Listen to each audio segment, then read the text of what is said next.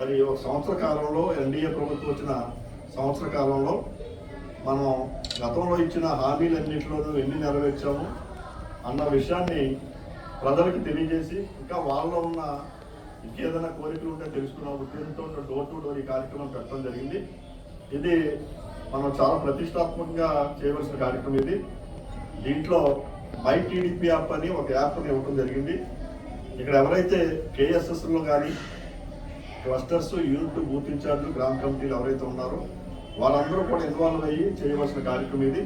మనం ప్రతి ఇంటికి ప్రతి డోర్ టు డోర్ వెళ్ళి మనం వారి వివరాలని వారికి మనం చేసిన కార్యక్రమాలన్నీ చెప్పి, అలాగే వారు ఏదైనా చెప్తే అది మనం నోట్ చేసుకుని మన పార్టీకి తెలియజేయాలన్న ఉద్దేశంతో పెట్టిన కార్యక్రమం ఇది.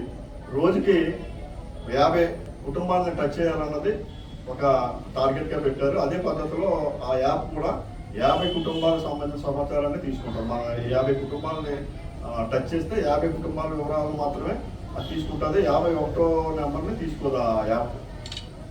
కాబట్టి దానికి తగ్గట్టుగా దానికి అనుగుణంగా కార్యక్రమాన్ని చేసుకుంటూ మన ప్రతి ఇంటికి కూడా మన కమిటీ సభ్యులందరూ కూడా కేఎస్ఎస్ దగ్గర నుంచి ఇటు పాలిట్ బ్యూరో మెంబర్ వరకు అందరూ కూడా దీంట్లో అటెండ్ అవ్వమని పార్టీ ఆదేశించడం జరిగింది. చంద్రబాబు నాయుడు గారు ఆదేశించడం జరిగింది.